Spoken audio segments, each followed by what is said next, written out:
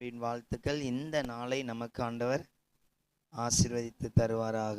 இருக்கிற வார்த்தை எடுத்து வாசிங்க. 1 கொரிந்தியர் 3வது அதிகாரம் 16வது வசனம். 1 கொரிந்தியர் 3:16.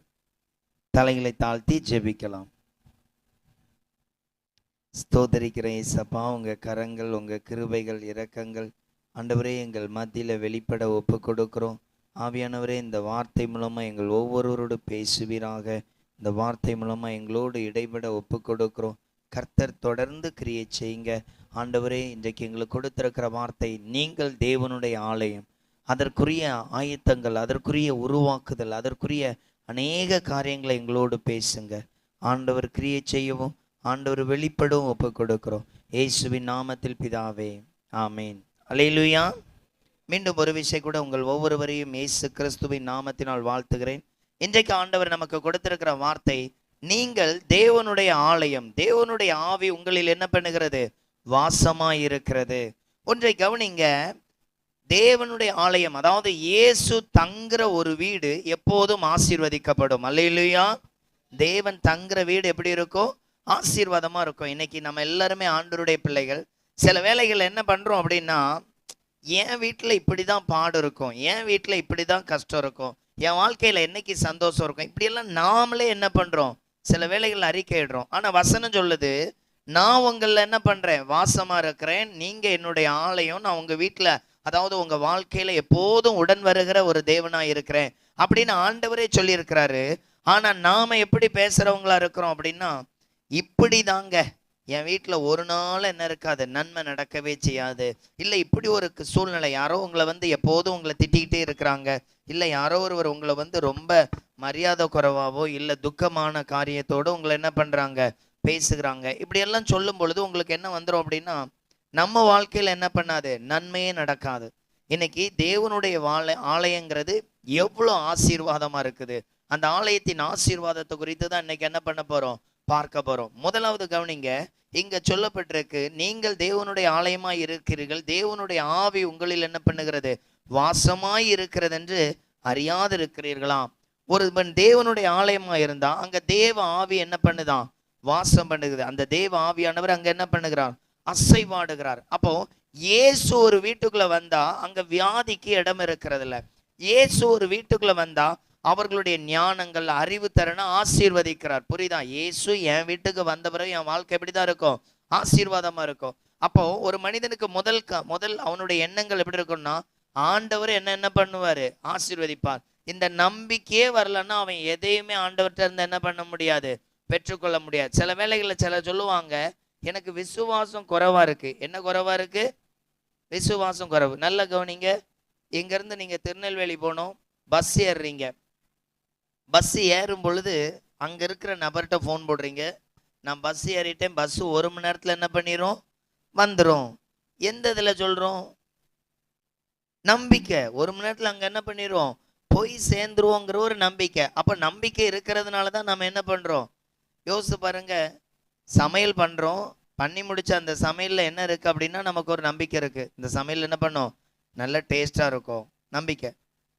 ஒருவேளை இது நல்லாவே இருக்காது அப்படின்னு நம்ம நினைச்சோம்னா, நல்லா இருந்தா கூட அது என்ன பண்ணாது, நல்லா இருக்காது. இப்போ உங்களில் கவனிச்சு பாருங்க, உங்களுக்குள்ள விசுவாசம் இருக்கா இல்லையா? இருக்கு. நம்ம ஒரு ஊருக்கு போகும் பொழுதுங்க அங்க இருக்கிற நபர்கிட்ட என்ன சொல்றோம்? 1 மணி நேரத்துல வந்துடும். ஆனா அதுவே ஆண்டவர்கிட்ட போகும் பொழுது இது எப்படி என்ன பண்ணும், நடக்கும். புரிஞ்சிச்சா உங்களுக்கு? உலகத்துல எல்லா காரியங்களையும் விசுவாசம். அதனாலதான் ஆண்டவர் சொல்றாரு, விசுவாசங்கிற ஒரு ஆசீர்வாதத்தை அவனவனுக்கு ஏற்றவாறு என்ன பண்ணியிருக்கிறாராம், வைத்திருக்கிறார். அப்போ உங்களுக்கும் ஆண்டவர் நேர்த்தியான ஒரு விசுவாசம் வைத்திருக்கிறாரு. நம்முடைய எண்ணங்கள் என்ன இருக்கணும் அப்படின்னா, அதை முழுமை அடையத்தக்கதாக இயேசு எனக்கு என்ன பண்ணுவாரு, நன்மை செய்வாருங்கிற ஒரு நம்பிக்கை இருக்கணும். தேவ ஆலயத்துல நடக்கக்கூடிய முதல் ஒரு ஆசீர்வாதம் இல்ல முதல் ஒரு செயல்பாடு என்ன அப்படின்னா, தேவாலயத்துக்கு ஆண்டவர் என்ன செய்யறாரு பாருங்க. புலம்பல் 3வது அதிகாரம் 31வது வசனத்தை வாசிங்க. புலம்பல் 3:31.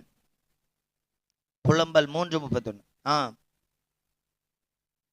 ஆண்டவர் என்றென்றைக்கும் கைவிட மாட்டார். ஒரு ஆலயத்துல தேவனுடைய ஆசீர்வாதம் முதல்ல என்னன்னா, தேவன் உங்களை என்ன பண்றதில்ல, கைவிடுறதே இல்லை. அப்ப இந்த வார்த்தைக்கு அர்த்தம் என்ன கவனிங்க, இயேசு உங்களை கைவிடாதபடி பாதுகாத்து கொள்வார். அது உங்களுடைய தேவைகளா இருக்கலாம், அந்த நேரத்துல கரெக்டா சந்திப்பாரு. உங்களுக்கு ஒரு வியாதியா இருக்கலாம், அந்த நேர்த்தியான நேரத்துல ஒரு விடுதலை தருவாரு. அப்ப ஆண்டவர் கொடுக்கிற வார்த்தை என்னன்னா, நான் உங்களை என்ன பண்றதுல, நாம தேவ ஆலயங்கிறத விசுவாசிக்கும் பொழுது நமக்கு கொடுக்கிற வார்த்தை என்னன்னா, நான் உங்களை கைவிடுறதே இல்லை. அப்போ கைவிடாத தேவன் என்னென்ன செய்வாரு, நான் எப்பெல்லாம் உதவின்னு கேட்கிறேனோ அப்பெல்லாம் என்னை ஆசீர்வதிக்கிறார். அது என்னுடைய தேவைகள், என்னுடைய சுகபலன், என் வீட்டில் இருக்கிற போராட்டம், என்னுடைய எதிர்பார்ப்புகள் எல்லாத்துலயும் என்ன பண்றாரு, ஆசீர்வதிக்கிறார். அப்போ ஒரு மனிதனுக்கு எதிர்பார்ப்பு என்னன்னா, நான் ஆலயங்கிற ஒரு எண்ணம் என்ன பண்ணணும், இருக்கணும். தேவன் ஆலயத்தை கைவிடுறதே இல்ல. தேவன் ஆலயத்துல என்ன பண்றது இல்ல, கைவிடுறது இல்ல. அப்ப ஆலயத்தை சொல்றாரு, எப்படி சொல்றாரு, ஆண்டவர் என்றென்றைக்கும் கைவிட மாட்டார். ஒருவேளை நம்முடைய சூழ்நிலை பலத்தை இக்கட்டா மாறி இருக்கலாம், கைவிடப்பட்டாங்க, யாருமே இல்லைங்க, எல்லாரும் என்ன பண்ணிட்டாங்க, என்ன மறந்துட்டாங்க. அந்த இடத்துல ஆண்டவர் உங்களுக்கு என்ன பண்ணுவார், புதிய வாசலை திறந்துருவார், புதிய ஆசீர்வாதத்தை செய்வார். அப்போ நம்முடைய எண்ணங்கள் எப்படி இருக்குன்னா, முதல்ல இயேசு என்ன கைவிடவே மாட்டார், நான் அவருடைய ஆளை, எனக்குள்ள இருக்கிறார், அவர் என்னென்ன பண்றது இல்ல, கைவிடுறது இல்லை. அப்போ அந்த நம்பிக்கை வரும் பொழுதுதான் நமக்கு கவலையே மாறும். அல்லேலூயா. நமக்கு கவலை எப்ப மாறும், ஆண்டவர் என்ன கைவிட மாட்டாருங்கிற ஒரு நம்பிக்கையில செயல்படும் பொழுது அவனுக்கு என்ன மாறுது, கவலை மாறுது. இல்லைன்னு அவன் என்ன பண்றான், துக்கப்படுறான். இன்றைக்கு இந்த கூட்டத்தில் இருக்கிற சிலரை குறித்து கூட ஆண்டவர் சொல்லுகிறான், நம்ம கூட நிறைய பேர் இருக்கிறாங்க, ஆனாலும் நம்மளை புரிஞ்சுக்கிட்டவங்க யாருமே இல்லை. இப்படி சில வேலைகளில் கூட சிலர் என்ன பண்றீங்க, கவலைப்படுறீங்க. நம்மளை சுத்தி நிறைய பேர் இருக்கிறாங்க, ஆனா நம்மளை புரிந்து கொள்றதுக்கு யாருமே என்ன பண்ணல, இல்லை. அதனாலதான் எல்லாம் இருந்தாலும் மெய்யாகவே நம்மை புரிந்து கொள்ள ஒருவருமே இல்லைன்னா நமக்கு என்ன வந்துடும் தெரியுமா, அதான் எல்லாரும் இருக்கிற, யாருமே இல்லாம ஒரு மனிதன் தனிமையா வாழும் பொழுது கூட அவன் அவ்வளவு கவலைப்பட மாட்டான். எல்லாரும் இருந்து அவனை யாருமே கண்டுக்கலன்னா அந்த வேதனை தான் அவனுக்கு என்ன பண்ணும், அதிகமா இருக்கும். ஒரு இடத்துல எப்படி இருக்குன்னா, அவன் அனாதையை போல இருந்தது போல இருக்கும். ஏன்னா எல்லாரும் இருக்கிறாங்க, அவனை யாரும் என்ன பண்ணல, கண்டுகொள்ளவே இல்லை. அப்ப கவனிச்சு பாருங்க, இந்த இடத்துல சிலருக்குள்ள அடிக்கடி இப்படிப்பட்ட எண்ணம் தோணுது, என்னை யாரும் என்ன பண்ணல, நேசிக்கல, எனக்கு யாரும் சப்போர்ட் பண்ணவே இல்லை. ஆனா ஆண்டவர் சொல்ற, நான் உன்னை என்ன பண்ணல, கைவிடவே இல்லை, நான் அழும் பொழுது கூட இருக்கிறார், நான் துக்கப்படும் பொழுது கூட இருக்கிறார், என்னுடைய எல்லா பாடுகளையும் அவர் என்ன பண்றாரு, எனக்கு உதவி செய்கிறார். அப்போ நான் எப்படி இயேசுவை நான் பின்பற்றணும், இந்த இடத்துல சொல்லப்பட்டிருக்க, ஆண்டவர் கைவிட மாட்டார். அப்போ முதல்ல என்ன பண்ண மாட்டாரு, கைவிட மாட்டார். அப்போ ஒரு ஆலயத்தினுடைய தோற்றங்கள் எப்படிலாம் இருக்கணும், நல்லா கவனிங்க. நம்ம சர்ச்சுக்கு வர்றோம், சர்ச்சுக்கு வந்தா என்ன நடக்குது, சர்ச்சில் முதல்ல நன்றி பலிகள், இல்லை ஆயத்த ஜபங்கள், இல்லை ஸ்தோத்திர ஜபங்கள், மன்றாட்டு ஜபங்கள், பாவத்தை அறிக்கையிடுறோம். இன்னும் பார்த்தீங்கன்னா மற்றவங்களுக்காக திருச்சபையில் சபையில் ஜபம் ஏறெடுக்கப்படுகிறோம், அங்கே வேத வசனங்கள் பிரசங்கிக்கப்படுகிறது. இதே போல நாம ஆண்டவருடைய ஆலயம்னா இதெல்லாம் நம்ம ஆலயத்தில் என்ன இருக்கணும், கடைபிடிக்கணும். அந்த ஆலயத்துல, நம்முடைய ஆலயத்துல முதலாவது இருக்க வேண்டிய ஒரு காரியம் என்ன, எடுத்து வாசிங்க. சங்கீதம் 1வது அதிகாரம் அதனுடைய 2-3 வாசிங்க. சங்கீதம் 1-2-3. ஆ ஆ ஆ போதும். இந்த இடத்துல சொல்லப்பட்டிருக்கிற காரியம், கர்த்தருடைய வேதத்துல இரவும் பகலும் அதுல பிரியமா இருந்து அதை தியானமா இருக்கிற மனுஷன் என்னதான் பாக்கியவான். அப்போ ஆசீர்வாதம், நம்ம திருச்சபையை கைவிடுறதில்ல. அந்த ஆசீர்வாதம் முதல்ல எங்க இருந்து தொடங்கணும், இந்த வேத வசனத்துல. இந்த வேத வசனத்தை எவ்வளோ ஒரு மனிதன் பின்பற்றானோ அவன் கைவிடப்படுறதே இல்லை. ஆனா நிறைய வேலைகள்ல நம்ம எப்படி இருக்கோம் தெரியுமா, இந்த வசனத்தை பிடிக்காம வேற எங்கெல்லாமோ ஓடுறோம், மாற்றம் வரவே செய்யாது. நல்ல கவனிங்க. இப்போ என் வீட்டில் ஒரு பிசாசு போராட்டமே இருக்குன்னு வைங்களேன், ஒரு பிசாசு போராட்டம் இருக்கு, இல்லை குடும்பத்தில் தரித்திரம், ஏதோ ஒரு சண்டை இப்படி நடந்துக்கிட்டே இருக்கு. இப்போ என்ன பண்ணுறோம், ஒரு நல்ல வல்லமையான ஒரு ஊழியக்காரை கூட்டு வந்து வீட்டில் ஒரு உபவாச கூட்டமோ ஒரு வீட்டு கூட்டமோ நடத்துகிறோம். பிரச்சனை மாறுமா, நான் மனம் திரும்பாமல் என் வாழ்க்கையில் ஒரு பகுதி கூட என்ன பண்ணாது, மாறாது. புரியுது உங்களுக்கு? அப்போ இந்த வசனம் தான் நம்மளை மாற்றும். அல்லேலூயா. ஒரு மனிதன் வசனத்தை கேட்டு அதற்கு தன்னை ஆயத்தப்படுத்தும் பொழுது அந்த மாற்றத்தை அவன் என்ன பண்றான், பார்க்கிறான். அப்ப கவனித்து கொள்ளுங்க, இந்த வசனமே நாம கை கொள்ளலைன்னா நம்ம வாழ்க்கையில என்ன பண்ண முடியாது. அதனாலதான் ஒரு வேத வசனம் நம்மளை என்னென்னலாம் மாற்றுது அப்படின்னா, அந்த வசனம் அவனை அழகுபடுத்தும், அந்த வசனம் அவனை ஞானவானா மாற்றும், அந்த வசனம் அவனை சுறுசுறுப்புள்ளவனா மாற்றும், அந்த வசனம் அவனை மேன்மைப்படுத்தும். புரியுது உங்களுக்கு? ஒரு இடத்துல வசனமே இல்லை அப்படின்னா அவனுக்கு எந்த காரியத்தை என்ன பண்ண முடியாது, அதனாலதான் நிறைய வேளையில பைபிள்ல சொல்லப்பட்டிருக்கிற ஒரு வார்த்தை, இந்த வசனத்தை என்ன பண்ணுங்க, கடைபிடிங்க. யோசுவாவை பார்த்து சொல்றாரு, அடுத்த லீடர் யாரு, அந்த கூட்டத்துக்கு அடுத்த தலைவர் யாரு, ரைட், அடுத்த தலைவருக்கு அவங்க ஆயத்தப்படும் பொழுது அவங்க செய்யற ஒரு காரியம் என்ன அப்படின்னா, அங்க சொல்லப்பட்டிருக்கிற அந்த வார்த்தை, இந்த வசனத்துல என்ன பண்ணு, ரொம்ப கவனமா இரு, நான் கொடுத்த இந்த கட்டளை என்ன பண்ணு, நடக்க கவனமாயிரு, அப்போ நான் உன்ன என்ன பண்ணுவேன், ஆசீர்வதிப்பேன், உயர்த்துவேன். அப்போ நல்ல கவனிங்க, நம்ம வாழ்க்கையிலையும் அப்படிதான். தேவ வசனத்தை பிடித்திருக்கிற வரைக்கும் தான் அவன் யாரு, பலவான். எப்போ அந்த வசனத்துக்கு ஆப்போசிட்டா கடந்து போறானோ அங்க அவன் வீழ்ச்சி என்ன பண்றான், காணப்படுகிறான். அந்த வீழ்ச்சி என்ன பண்றான், பெற்றுக்கொள்றான். அப்போ நல்ல கவனிங்க, உங்க வாழ்க்கையில அந்த வசனத்திற்கு மேல உள்ள வாஞ்சை, அந்த வசனத்தை பின்பற்றுகிற ஒரு தருணம், அதுக்கு எவ்வளவு முக்கியத்துவம் கொடுக்கிறோம். வசனம் கசப்பு இல்லாம வாழ கற்றுக் கொடுக்கும். வசனம் எல்லோரோட ஐக்கியம் காட்ட கற்றுக் கொடுக்கும். வசனம் சிலரை நேசிக்க என்ன பண்ணும், கற்றுக் கொடுக்கும். அப்போ நல்லா கவனிச்சு பாருங்க, வசனமே இல்லைன்னா என்ன பண்ணுவோம் தெரியுமா, நம்ம நல்ல ஜப வீரரா இருப்போம், நான் கரெக்டா தான் இருக்கிறேன்னு என்ன பண்ணும். நீங்க தினமும் வசனம் வாசித்து செயல்படும் பொழுதுதான் இது தப்பு இது சரிங்கிறத என்ன பண்ண முடியும், புரிந்து கொள்ள முடியும். அப்ப கவனிச்சு பாருங்க, வசனத்தின்படி வாழ்க்கை. அதனாலதான் பைபிள்ல ஒரு வசனம் இருக்கும், நான் உன் காணிக்கை அங்கீகரிக்கன்னா உனக்கு யாரு கூட என்ன இருக்க கூடாது, என்ன இருக்க கூடாது. இந்த வசனம் தெரியுமா தெரியாதா? உங்க காணிக்கையை நான் அங்கீகரிக்கணும்னா உன் சகோதரிடத்துல உனக்கு ஒரு குறை இருந்தா நீங்க என்ன பண்ணுங்க, ஒப்புரவாங்க. நான் யாருகிட்டையும் என்ன இல்லை, கசப்போ ஒரு காரியமும் இல்லை, எல்லார் இடத்துலயும் ஒப்புரவாய் இருக்கிறேன். அவங்க ஒரு அல்லையிலேயே சொல்லுங்க. புரியுதா உங்களுக்கு? ஒரு வசனத்தை வாசிக்கிறதுல நம்ம எல்லாரும் ஃபர்ஸ்ட் கிளாஸ் தான். நம்ம எல்லாரும் என்ன பண்ணுவோம், டெய்லி பைபிள் படிப்போம், சர்ச்சுக்குள்ள வந்து படிப்போம். அதல்ல, இந்த வசனம் என்னை மாற்றிட்டா, அதாவது நான் வந்து ஒரு அழகான சோப்பு போட்டு குளிக்கிறேன், அது வந்து என் அழுக்கு போகணும், என்கிட்ட இருக்கிற அந்த ஸ்மெல்லை மாற்றி என்ன நறுமணம் உள்ளவனா மாற்றணும். வாசனை திரவியம் பயன்படுத்துகிறோம், அது மாற்றவே இல்லைன்னா அந்த சோப்புக்கு என்ன இல்லை. அப்போ நல்லா கவனிக்கணும், வசனம் என்ன மாத்தலை அப்படின்னா நான் வசனம் பக்கத்துல என்ன பண்ணலை, போகலை. ஒரு முறை ஒருவர் இப்படி சொன்னார், நீங்க வந்து பக்கத்துல இருக்கிற ஆலயத்துக்கு போகாதீங்க, பைபிளுக்கு பக்கத்துல இருக்கிற ஆலயத்துக்கு போங்க அப்படின்னு. அப்படின்னு என்ன அர்த்தம்? நீங்க தான் அந்த ஆலயம். நான் ஆலயம்னு சொல்றதை காட்டிலும் நீங்க எப்படி இருக்கணுமா, பைபிளுக்கு பக்கத்துல இருக்கிற ஆலயமா மாறணுமா. நான் தான் ஆலயம், நான் எப்படி இருக்கணும், பைபிளுக்கு பக்கத்துல இருக்கிற ஆலயமா மாறணும். நான் ஆலயம்னு சொல்லிட்டு பைபிள் எங்கேயோ இருந்துச்சுன்னா அதுக்கு என்ன இல்லை, அந்த ஆலயத்துல தேவ மகிமையும் மாற்றத்தை என்ன பண்ண முடியாது, பார்க்க முடியாது. அப்ப கவனிச்சு பாருங்க, ஒரு ஒரு ஆள்கிட்ட நீங்க வந்து உண்மையாகவே அன்பு காட்டாட்டா கூட உங்களுக்குள்ள என்ன இருக்காது, சமாதானமே இருக்காது. என்ன இருக்காது, சமாதானமே இருக்காது. எந்த இருதயம் மகிழ்ச்சியா இருக்கும்னா, யார் மேலேயும் கசப்பில்லாத ஒரு இருதயம் எப்படி இருக்கும், மகிழ்ச்சியா இருக்கும். யாரோ ஒருவர்கிட்ட பேசாம இருந்துகிட்டு நம்ம ஆண்டவரை இறங்குவீராகன்னா எந்த ஆண்டவரை இறங்கவே மாட்டாரு. அப்ப அதனாலதான் சொல்லியிருக்கு, சில வேளைகள்ல நிறைய பேர் காணிக்க நிறைய கொடுப்பாங்க, ஆனா அதற்கேற்ற எந்த பெனிஃபிட்டும் ஆசீர்வாதமும் இருக்காது. அவங்களுக்கே சில வேளைகளில் தோணும், எவ்வளோ ஊழியம் தாங்குறோம், என்ன மாற்றம்.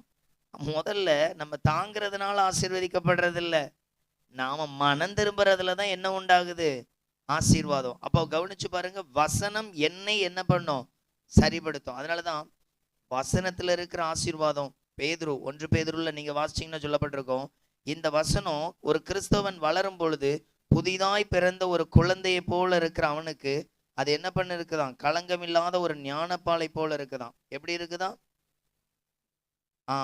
அப்ப நல்ல கவனிங்க, அந்த வார்த்தையை வாசிங்க பார்க்கலாம்.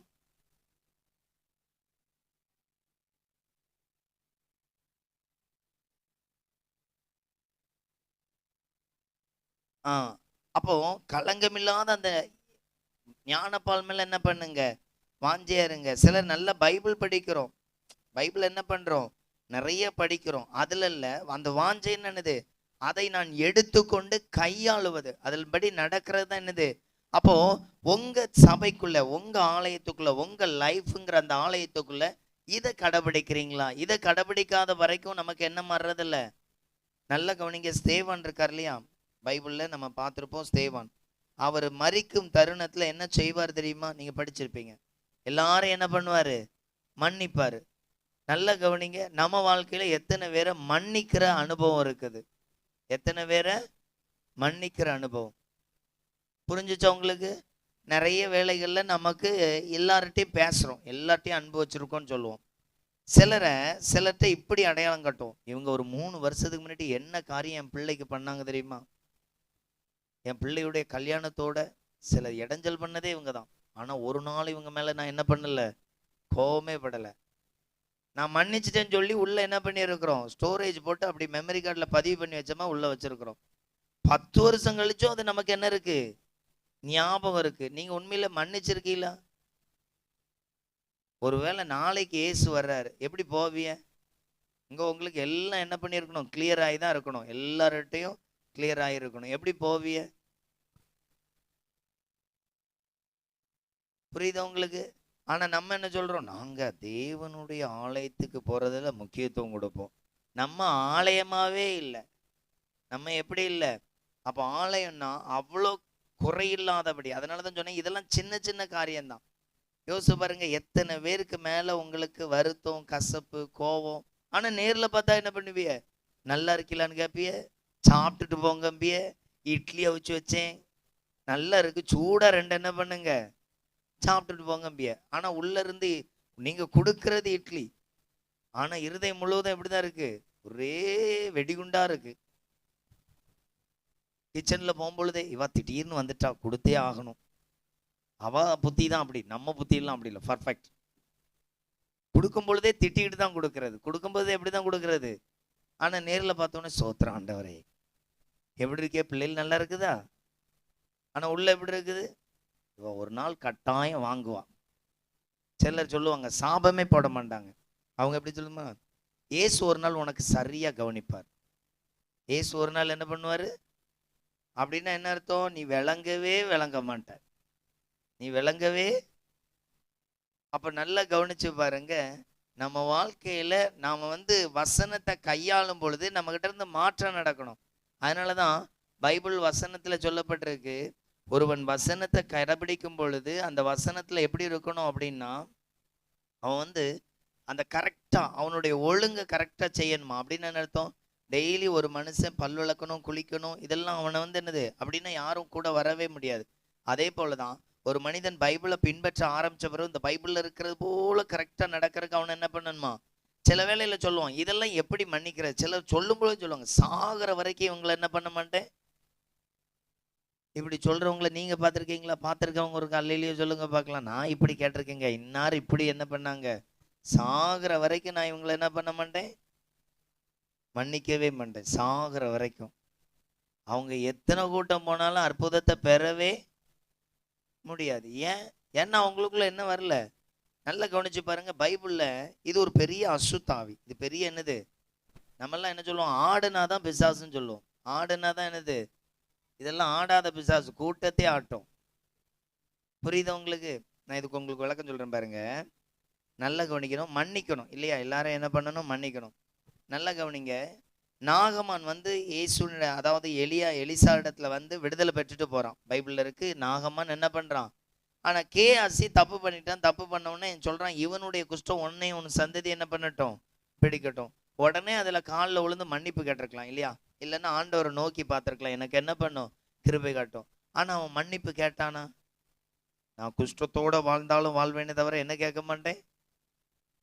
சிலவங்க சண்டை போடும் சொல்ல, நான் விளங்காம போனாலும் சரி உன்னை சும்மா விடவே மாட்டேன். புரியுதா உங்களுக்கு? ஆனா நம்ம யாரு, சர்ச்சைக்கு போயிட்டு ஓ ஆண்டவரே எங்கள் மேல் கிருபையா இறங்குவீராக ஒரு கூட்டத்துல கம்பு தான் மேல இருந்து கீழே விழும். புரிஞ்சுச்சா? மாற்றம் நம்ம வாழ்க்கையில ஒரு சேஞ்ச். இன்னும் யாரெல்லாம் இருக்கிறா அப்படின்னா, ஆண்டவர் சொல்றாரு, ஆதாமே நீ எங்க இருக்கிறாய், அவன் ஒளிஞ்சு கிடக்குறான். இப்ப சொல்றான், ஆண்டவரே உமக்கு பயந்து நான் என்ன பண்றேன், நீ திங்கக்கூடாதுன்னு சொல்ல, இதெல்லாம் உனக்கு காமிச்சிருந்த யாரு? அதுக்கு உடனே என்ன சொல்லிருக்கோம், ஆண்டவரே நான் தப்பு பண்ணிட்டேன் ஆண்டவரே, எப்படியாவது இறக்கம் பாரு. உடனே ஒரு செகண்ட்ல என்ன பண்ணிருப்பாரு, மாற்றத்தை கொடுத்துருப்பாரு. என்ன திரும்ப சொல்லணும், நான்லாம் கரெக்ட் ஆண்டவரே, நீர் ஒண்ணு தந்தீர், அதுதான் சரியில்லை. நீர் தராம இருந்திருந்தா நான் இந்த இடத்துக்கு வந்திருக்கவே. இப்ப யோசிச்சு பாருங்க, அவன் என்ன கேட்கவே இல்லை, மன்னிப்பு கேட்கவே இல்லை. அப்படியே நீங்க வந்தீங்கன்னா, யூதாசும் பேதுருவும் ஒரே போல தப்பு பண்றவன். அவன் காட்டி கொடுத்தா அவன் மறுதளிச்சான். யாரு மன்னிப்பு கேட்டா? பேதுரு தப்பிச்சிட்டாரு. ஆனா அவன் இயேசு கூட 3.5 வருஷம் இருந்திருக்கிறான். 3.5 வருஷத்துல பல இடங்கள்ல என்ன கேட்டிருப்பான்? மன்னியுங்கள், மன்னியுங்கள், மனம் திரும்புங்கள்னு பிரசங்கம் கேட்டிருப்பான். ஆனா அவன் மனம் திரும்பினானா? அப்ப புரிஞ்சுச்சா? அந்த மன்னிப்பே கேட்காத ஒரு இருதயம். இப்ப யோசிச்சு பாருங்க, எத்தனை பேர் இன்னும் மன்னிப்பு கொடுக்காம இருக்கிறீங்க, மன்னிப்பு கேட்காம இருக்கிறீங்க, மறக்காம இருக்கிறீங்க. புரிஞ்சுச்சா உங்களுக்கு? அந்த நபர்கிட்ட அழகா பேசுவோம், ஆனா என்ன பண்ண மாட்டோம்? உள்ள ஒரு கசப்பை வச்சுட்டு தான் என்ன பண்ணும் இருப்போம். அப்ப நல்லா கவனிங்க, இந்த மாதிரி குறைகள் இருக்கிற வரைக்கும் தேவனுடைய அன்புல என்ன பண்ண முடியாது? வளரவே முடியாது. ஒரு முறை ஒரு இடத்துல பிசாசு போராட்டம். அப்ப அந்த போராட்டம் இருக்கும் பொழுது ஒரு ஒரு வாலிப மகளுக்கு போராட்டம். அப்ப அதுல வந்து சபையில எல்லாரும் சுத்தி இருக்கிறாங்க. அப்போ ஒருவர் வந்து என்ன பண்றாரு? சோமண்ண வர்றாரு. அந்த சபையில இருக்கிற ஒரு நபர், மூப்பர்னு வைத்துக் கொள்ளுங்க, சோமண்ண வர்றாரு. அவர் சோமண்ண பக்கத்துல வரையும் அது சொல்லுது, நீ நிறைய களவாண்டு அது இதுன்னு செஞ்சிருக்கால, என் மேல கை வச்சேன்னா அவ்வளவுதான், ஒன்னு வெளுத்துருவேன் அப்படின்னு. இவர் உடனே, பொல்லாத ஆவியை, பொய் சொல்லுகிற ஆவியை இயேசுவின் நாமத்தினால் கட்டுகிறேன் கூட்டத்தை விட்டு நவன்ட்டார். அடுத்தது இன்னொருத்தர் வந்து என்ன பண்ணாரு? சோமண்ண வந்தார். அது சொல்லுது, நீ யாருன்னு எனக்கு தெரியும், நான் பேசுறதுக்கு முன்னாடி நீ என்ன பண்ணிரு, போயிரு. இப்போ அவர் என்ன பண்ணிட்டாரு? அப்படியே போயிட்டாரு. அப்ப நல்லா கவனிச்சு பாருங்க, நம்மளுடைய வண்டவாளம் தண்டவாளம் யாருக்கு தெரியுது? இப்போ ஒன்றும் வேண்டாம், நீங்க ஜெபம் பண்றீங்க, ஆண்டவரே எங்கள் மேல் இறங்கிடும் சொன்னோன்னே பிசாசு பக்கத்துல இருந்து என்ன பேசும்? நீ யாருன்னு எனக்கு தெரியும், நீ நம்மாளு, நீ யாரு? நம்மாளு, உனக்கு அந்த பக்கத்துல வேலையே இல்லை. அப்ப கவனிச்சு பாருங்க, ஒரு இடத்துல ஆண்டவர் அடுத்து கொடுக்கிற வார்த்தையே, இந்த வசனத்தை கை கொள்ளாம, இந்த வசனத்துக்கு இடம் கொடுக்காம நம்ம என்ன மாற்றம் அடையிறோம்னு நினைச்சாலும் அது என்ன வராது. அப்போ நம்ம ஜெபம் பண்ணும் பொழுது கூட எப்படி தேவைகளுக்காக லிஸ்ட் போட்டு ஜெபம் பண்றவங்க ஒரு அல்லேலூயா சொல்லுங்க இருக்கு இல்லையா? நான் என் குறைகள் மாறவும், என்கிட்ட சில காரியங்கள் இருக்கு, அது மாறக்காகவே நான் எழுதி வச்சு ஜெபம் பண்றேன், அவங்க ஒரு அல்லேலூயா சொல்லுங்க. ஆசீர்வாதத்துக்கு எழுதி வச்சு நம்ம ஜெபம் பண்றோம், ஆனா நம்ம என்ன ஜெபம் பண்றதுல நம்ம கிட்ட மாற்றம் வர்றதுக்கு ஜெபம் பண்றதே இல்லை. நான் சொல்ற புரியுதா? அப்போ நம்ம வாழ்க்கையில என்ன நம்ம இன்னும் மாற்றப்படலைன்னா, கசப்பு, மற்றவர்களோடு ஐக்கியம் வைக்கல, மற்றவர்களோடு நல்ல உறவு இல்லை. அப்போ இப்படி குறை இருந்தா எப்படி மாற்றம் இருக்கும்? நான் சொல்ற புரியுதா உங்களுக்கு? நம்ம வாழ்க்கையில இயேசு என்னை ஆசீர்வதிக்கணும், எனக்கு இன்னும் நன்மை செய்யணும். இப்ப நான் நிறைய பேர்த்த கசப்போ இல்லை பேசாதது, அவர்களை துக்கப்படுத்துற காயப்படுத்துகிற இப்படி ஒரு சூழ்நிலை இருந்தா ஆண்டவர் எனக்கு எப்படி இரக்கம் பாராட்டுவாரு? ஏன்னு கேளுங்களேன், ஆண்டவர் என்னை ஆசீர்வதிக்க விரும்புறாரு, எனக்கு ஏதோ ஒரு நன்மை செய்ய அவர் ஆயத்தப்படுகிறார். ரைட், ஆண்டவர் வந்து என்னை ஆசீர்வதிக்க போறார், அவர் வந்திருக்கிறார். நான் 4 பேர்த்த ஒப்புரவாகாத நிமித்தமே நான் எப்படி இருக்கிறேன்? அவருக்கு பார்வையில நான் என்ன பண்ணல. நல்லா கவனிச்சு பாருங்க, பைபிள்ல 3 சீசர்கள் இயேசு கூட இருந்தாங்க. யாரெல்லாம் இருந்தா? பேதுரு, யோவான், யாக்கோபு 3 பேர் இருந்தாங்க. இப்ப அப்படியே கவனிச்சு பாருங்க, மற்ற 9 சீசர்களையும் சில இடத்துல கொஞ்சம் தள்ளி உட்கார வைக்கிறாரு. இந்த 3 பேரையும் சில இடங்கள்ல கூட்டு போகிறாரு. எவரு வீட்டுக்குள்ள கூட இந்த 3 பேரை தான் உள்ள கூட்டு போனார், மற்ற எல்லாரும் வெளியே விட்டுருந்தார். இப்ப இந்த 3 பேரும் ஆண்டவரோட எப்படி இருக்கிறாங்க? நல்ல நெருக்கமா இருக்கிறாங்க. ஓகே, இப்போ இதுல ஒரு சீசன் இன்னும் ஸ்பெஷல். மார்போடு எப்படி எங்க ஏசு உட்கார்ந்தாலும் அப்படி கையை கோர்த்து அப்படியே சாஞ்சிக்கிட்டு ஒட்டிக்கிட்டு தான் உட்காந்துருப்பான். பைபிள் அப்படி இருக்கு இல்லையா? மார்போடு என்ன பண்ணியிருந்தான்? அவனை மிகவும் அன்பான சீசன் பைபிள்ல சொல்லப்படுறது. ரைட், இப்போ நமக்கு அப்படி ஒரு வாய்ப்பு கிடைக்கி இயேசு இந்த இடத்துல வந்திருக்கிறாரு. எத்தனை பேர் பக்கத்துல போவீங்க? அவங்க ஒரு அல்லேலூயா சொல்லுங்க. நான் சொல்றது புரியல நினைக்கிறேன். இயேசு இங்க வந்திருக்கிறாரு. 3 சீசர்கள் ஒன்னா இயேசு கூட இருந்தாங்க. இப்ப எத்தனை பேர் இயேசு இங்க வந்திருக்கிறாரு, நம்ம வந்து கூட போகணும், இல்ல அவர் கூட இருக்கணும் அப்படின்னு விரும்புறவங்க ஒரு அல்லேலூயா சொல்லுங்க. நிறைய பேருக்கு வாய்ப்பே இல்லை போலுக்கு, அவங்களுக்கு கையே வரல. சரி, ஓகே. இப்ப கவனிங்க, இன்னைக்கு காலையில உங்களுக்கு ஜெபிக்கிறதுக்கு ஒரு மணி நேரம் ஒரு வாய்ப்பு எல்லாருக்கும். சரியா? நல்லா கவனிச்சிடணும், எல்லாருக்கும் ஒரு வாய்ப்பு. ஜெபிக்கிறதுக்கு முன்னாடி உங்க வீட்டுக்கார்ட்ட பெரிய பரதநாட்டியமே ஆடி இருக்கிய, காசே தர மண்டிக்கு இதுக்கு என்ன செய்யறது, அதை செய்யுன்னு சொல்லிட்டு அப்படின்னு. அவங்களும் உங்களுக்கு பதிலுக்கு 2 கொடுக்குறவ கொடுத்துட்டு நீங்களும் சண்டை போட்டுட்டு மூஞ்ச அப்படி வெறப்பா வச்சிருக்கிய. இப்ப ஜெபம் பண்ற டைம், ஜெபம் பண்ண போனா உங்களுக்கு ஜெபம் வருமா? வராது. ஏன்னா மனசுக்குள்ள என்ன இருக்கு? கோபம், எரிச்சல்லாம் இருக்குது. இப்போ இயேசு வந்திருந்தா எப்படி அவர் கூட போய் உட்கார்ந்துருப்பிய? ஏன்னா ஆல்ரெடி நான் யாரு தான்?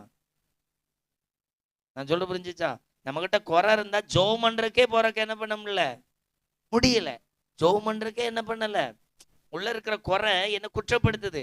நீ அவன்கிட்ட போய் சொல்லியிருக்கா, அவன்கிட்ட சண்டை போட்டிருக்கிறா, அவனை ஏமாத்தி இருக்கிறா, அவன் உன்கிட்ட காசு கேட்டான், அவன் ஒரு கஷ்டத்துக்கு கேட்டான், நீ என்கிட்ட ஜெபம் பண்ணல, நான் கொடுக்கலாமா வேண்டாமான்னு.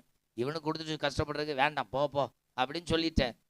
அப்படியெல்லாம் நிறைய கஷ்டம் இருக்கும் பொழுது நம்மளால என்ன பண்ண முடியல, ஜெபமே பண்ண முடியல. இயேசு வந்து அவர் கையை எப்படி பிடிப்போம்? அப்போ யோவான், பேதுரு, யாக்கோபு எவ்வளோ பர்ஃபெக்டா நடக்கிறதுக்கு தங்களை ஆயத்தப்படுத்தி இருப்பாங்க. நமக்கே தோணும்ல, இயேசு கையை பிடிச்சா நம்ம இருதயத்தில் இருக்கிறதெல்லாம் டம டமான்னு என்ன பண்ணிடுவாரு, சொல்லிடுவார். மட்டும் இல்லை, நம்மளை அறியாமலே நமக்கு ஒரு குற்ற உணர்ச்சி என்ன வந்துடும்.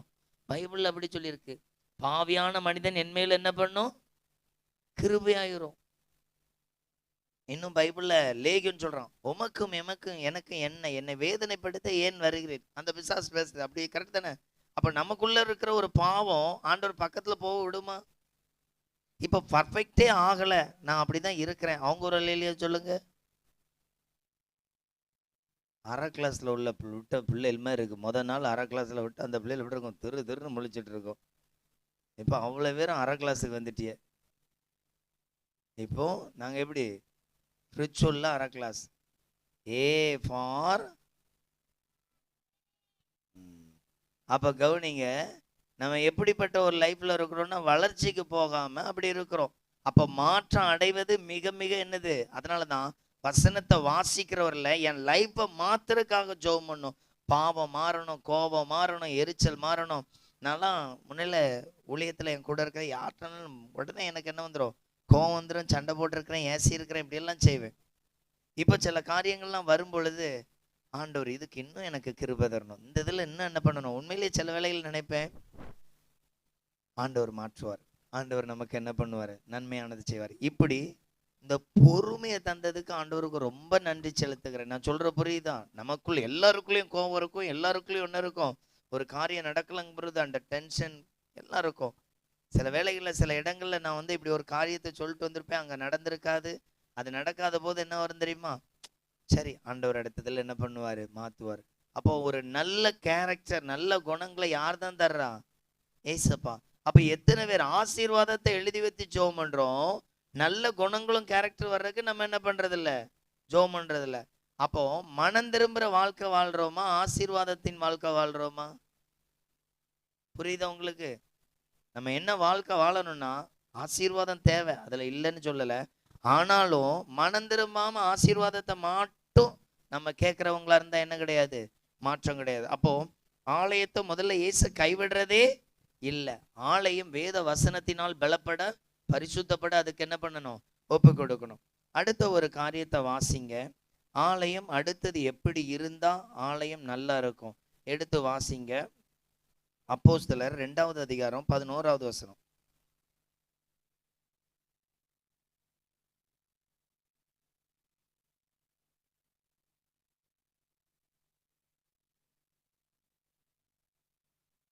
இந்த இடத்துல என்ன சொல்லப்பட்டிருக்கு அப்படின்னா, மற்ற நபர்கள் இவர்கள் பேசுகிற அந்த வார்த்தையை பார்த்து சொல்றாங்க, இவர்கள் தேவனுடைய மகத்துவங்களை பேச கேட்கிறோமே என்றார்கள். இது எங்க அப்படின்னா, அன்றைக்கு பெந்தேகோஸ் நாட்கள்ல தேவ அபிஷேகம் ஊற்றப்பட்ட ஒரு நேரம். தேவ அபிஷேகம் பெந்தேகோஸ் நாட்கள்ல ஊற்றப்பட்ட நேரம். அந்த நேரத்துல அநேகர், அதாவது கொஞ்சம் பேர் தான் இருந்தாங்க, கொஞ்ச நேரத்துல ஆயிரக்கணக்கான பேர் ரட்சிக்கப்படுறாங்க. அப்படிப்பட்ட ஒரு மாற்றம் அந்த இடத்துல கொஞ்ச நேரத்துல என்ன பண்ணுது, வெளிப்படுது. இப்ப யோசிச்சு பாருங்க, நம்ம ரொம்ப வருஷமா சர்ச்சுக்குள்ள இருக்கிறோம், நம்ம கிட்ட ஏன் மாற்றம் வரல? இந்த இடத்துல அபிஷேகம் ஒவ்வொரு வல்லமைகளையும் என்ன பண்றாங்க, சுதந்திரித்து கொண்டே இருக்கிறாங்க. அப்போ தேவனுடைய ஆலயத்துல வசனம் இருக்கும், தேவனுடைய ஆலயத்தை தேவன் கைவிட மாட்டார். மூன்றாவது, தேவனுடைய ஆலயத்துல அபிஷேகம் இருக்கும். என்ன இருக்கும்? இங்க எப்படி இருக்கு அப்படின்னா, அப்போஸ்தலர் 2:2 சொல்லப்பட்டிருக்கு, அப்பொழுது பலத்த காற்று அடித்து இடிமுழக்கம் போல வானத்திலிருந்து சடிதியாய் ஒரு முழக்கம் உண்டாகி அவர்கள் உட்கார்ந்திருந்த வீடு முழுவதும் என்ன பண்ணிட்டு, நிரப்பிட்டு. அப்போ ஒரு பெரிய அபிஷேகம் இருக்குது. அப்போ வசனம் வாழ்க்கையை மாற்றுறதில்ல, அதன் பின்பு நம்ம பரிசுத்தமா வாழ்றதுக்கு, நடக்கிறதுக்கு இயேசு என்ன நமக்கு கொடுக்கிறார் அப்படின்னா, ஆவிக்குரிய அபிஷேகத்தின் பலனை தர்றார். புரியுதா உங்களுக்கு? அப்போ நம்மளுடைய வாழ்க்கையில நாம் கேட்க வேண்டிய காரியங்கள் அநேக ஜபங்கள் இருக்கிறது. அதனாலதான் இன்னைக்கு நான் அந்த இடத்துல வந்து ஜெபம் பண்ணும் பொழுது ஆண்டவர் சில காரியங்களை காண்பிச்சு சொன்னாரு. இந்த இடம் முழுவதும் நான் ஒரு நெருப்பை இன்னைக்கு என்ன பண்ண போறேன், அனல் மூட்ட போறேன். அது யாருக்கு மேல ஊற்றணும் அப்படின்னா, ஆலயமாய் தன்னை அர்ப்பணிக்கிறவனை தான் என்ன பண்ணுவாரு, நிரப்புவார்.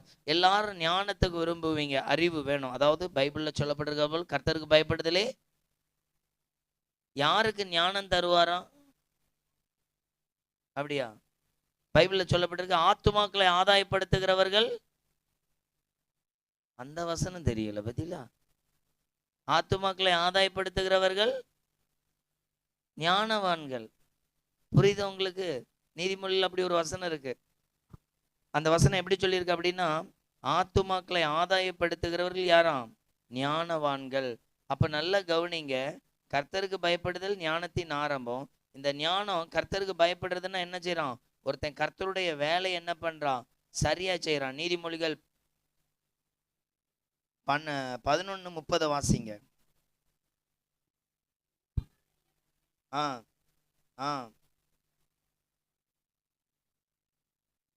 ஆத்துமாக்களை ஆதாயப்படுத்துகிறவன் யாரு? அப்போ பைபிள் வசனம் சொல்லுது, நீ ஆத்துமாவை ஆதாயப்படுத்த நீ ஆயத்தப்பட்டன்னா உன் அறிவுத்திறன் என்ன பண்ண போறேன், பயங்கரமா உருவாக்க போறேன். அப்ப கவனிங்க, ஆலயம் அபிஷேகம் பெறணும். ஆலயம் ஆத்துமாக்களை ஆதாயப்படுத்துவதற்காக என்ன பண்ணணும், வேலை செய்யணும். நீங்க ஏறெடுக்கிற ஜெபம் ஒரு மாற்றத்தை கொண்டு வரும். நீங்க ஏறெடுக்கிற ஸ்தோத்திர பலிகள், நீங்க ஏறெடுக்கிற முயற்சிகள் ஊழியத்திற்காக ஒருவேளை நீங்க குழு ஜெபம் பண்ணலாம். என்னென்ன முயற்சி எடுக்கிறீங்களோ எல்லாம் என்ன பண்ணுமா, ஒரு பெரிய ஆசீர்வாதமான ஞானத்தை தரும். அப்ப கவனிங்க, ஆண்டவருடைய அபிஷேகத்தை பெறும் பொழுதுதான் இந்த மாதிரி பகுதிகள்லாம் என்ன பண்ணும், கடந்து போவோம். இல்லைன்னா நம்ம ஜெபம் என்ன தெரியுமா இருக்கும், ஆண்டவரே நாளைக்கு இவ்வளவு பணம் தேவை இருக்கு, ஆண்டவரே இதை சந்திப்பீராக. அடுத்த நாள் என்ன இருக்கும் அப்படின்னா, ஆண்டவரே என் பிள்ளை இந்த காரியத்திற்காய் ஜெபித்து கொண்டிருக்கிறாள், இதை என்ன பண்ணும், ஆசீர்வதியும். அப்ப கடைசி வரைக்கும் நம்ம என்னதான் கேட்டுட்டு இருப்போம், ஆசீர்வதியும் ஆசீர்வதியும் ஆசீர்வதியும் கேட்டிருப்போம் தவிர ஆண்டவருடைய நன்மைக்குள்ள கடந்து போறதே இல்லை. அப்போ தேவன் இந்த இடத்துல நமக்கு விரும்புகிற ஒரு காரியம், சபையை கைவிட மாட்டார். சபை வசனத்துல நிரப்பப்படணும், சபை அபிஷேகம் பெறணும், சபை ஆத்துமாக்களை ஆதாயப்படுத்தணும். அப்போ இதுக்கு நான் எப்படிப்பட்ட வாழ்க்கை வாழணும்னா, என்னுடைய விருப்பத்தை அதிகமா போய் வைக்க கூடாது. ஆண்டவர் என்ன விரும்புறாரோ அதற்கு என்ன பண்ணணும், ஆயத்தப்படணும். அப்ப நீங்க ஏறெடுக்கிற ஜெபம் உங்க வாழ்க்கையில நிறைய மாற்றங்கள் என்ன பண்ணும், கொண்டு வரும். அதனாலதான் ஆண்டவர் இன்னைக்கு சொல்றார், நீங்கள் தேவனுடைய ஆலயம், தேவனுடைய ஆவி உங்களில் என்ன பண்ணுகிறது, வாசமாயிருக்கிறது. உங்களில் என்ன பண்ணுகிறது, வாசமாயிருக்கிறது. அப்போ ஆண்டவருடைய ஆவி உங்கள வாசமா இருந்தா எவ்வளவு ஆசீர்வாதம் உண்டாகும் பாருங்க. உங்க தடைகள், உங்க தேவைகள், உங்களுடைய சூழ்நிலைகள்ல அநேக அற்புதங்களை என்ன பண்ணுவாரு, செய்வாரு. இன்றைக்கு அபிஷேகத்தை குறித்து ஒரு வசனத்தை வாசித்து நாம ஜெபிக்க போகிறோம். அபிஷேகம் என்றால் நியமித்தல். அது சமஸ்கிருத சொல். ஒரு மனிதனை தேவன் தெரிந்து கொண்ட உடனே அவனை என்ன பண்ணுகிறார், அபிஷேகம் பண்ணுகிறார். அபிஷேகம் ஒரு மனிதனுக்குள்ள எப்படி இருக்கும் அப்படின்னா, 2 தீமோத்தேயு அதனுடைய 1வது அதிகாரம் அதனுடைய 7வது வசனத்தை வாசிங்க. அபிஷேகத்தினுடைய தன்மைகள் 2 தீமோத்தேயு 1:7.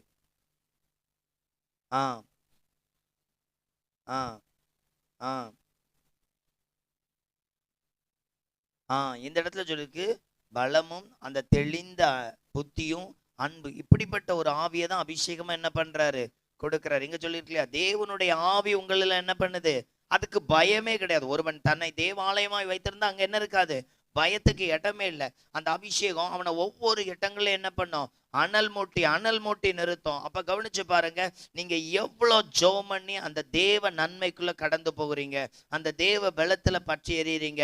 ஒரு நபர் ஒரு நாளைக்கு 1 மணி நேரம் 2 மணி நேரம் ஜெபிக்க ஆரம்பிச்சுட்டாலே அந்த வீட்டுக்குள்ள பயத்திற்கு இடமே என்ன பண்ணாது, இருக்காது. ஒன்று. அடுத்தது, ஒரு நபர் அதிகமாய் ஜெபம் பண்ண ஆரம்பிச்சுட்டா ஆண்டவருடைய பிரசன்னத்தினால அந்த நபர் என்ன பண்றாரு, அதிகமாய் நிரப்பப்பட, அதிகமாய் பலப்பட அவர் என்ன பண்றாரு, ஆயத்தப்படுகிறார். அப்ப இதுல வந்திருக்கிற உங்களை கவனித்துக் கொள்ளுங்க.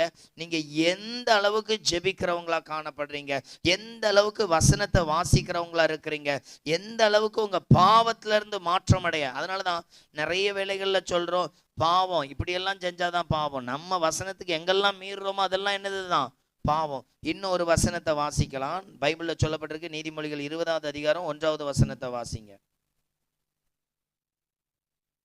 வேகமா. நீதிமொழி 20:1. ஆ ஆ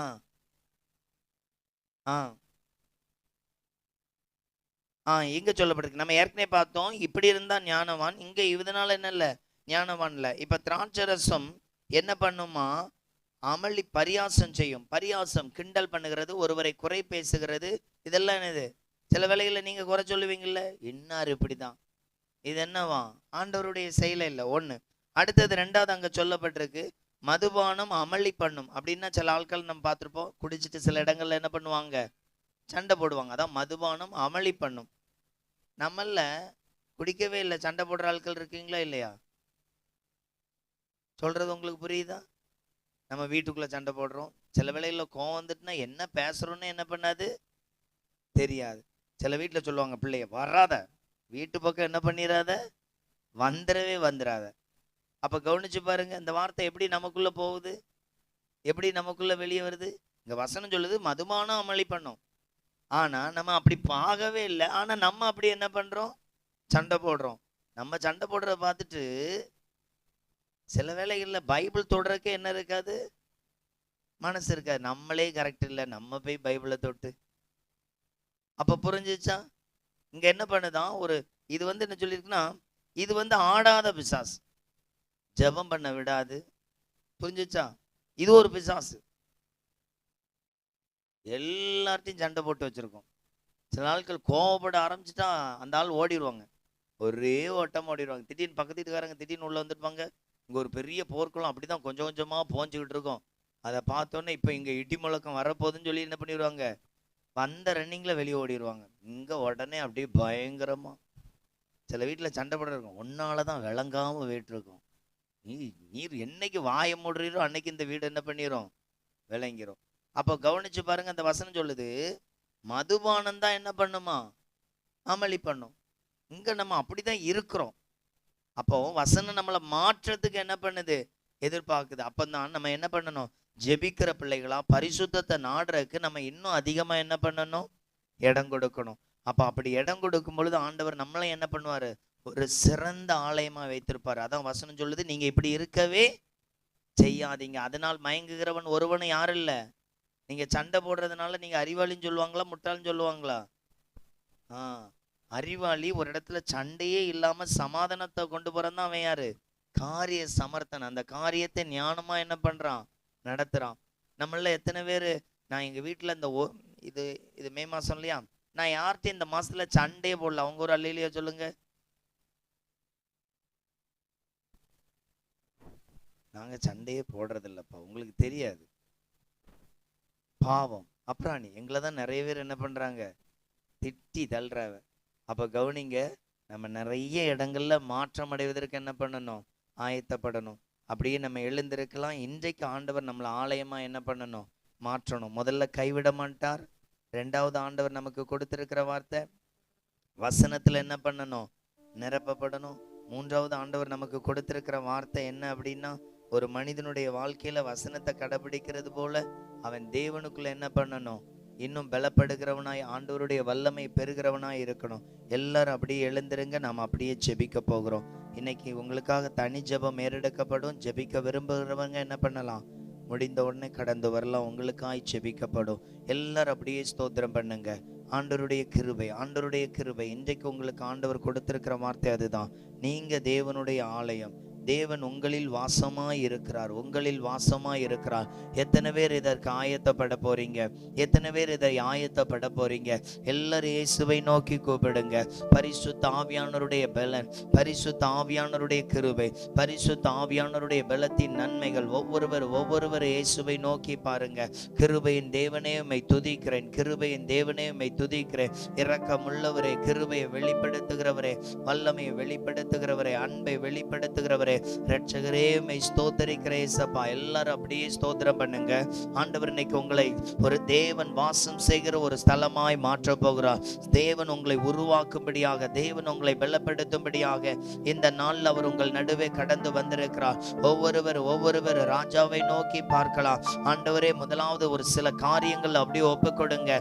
எந்தெந்த காரியங்களை நீங்க குறையாய் காணப்படுறீங்களோ, எந்தெந்த காரியங்கள் இதுல எங்கிடத்துல தவறு இருக்கு ஆண்டவரே, நான் ஆலயமா இருக்க சில சில வேளைகளில் வசனத்தை சரியாய் நான் கையாளவில்லை ஆண்டவரே. சில வேளைகளில் என் ஜெப பகுதி, உம்மை தேடுகிற பகுதிகளில் நான் குறைவுள்ளவள் ஆண்டவரே. உம்மை பின்பற்றுகிறதுல நான் இன்னும் குறையாயிருக்கிறேன் ஆண்டவரே. எனக்கு கிருபை பாராட்டுங்க, எனக்கு கிருபை பாராட்டுங்க.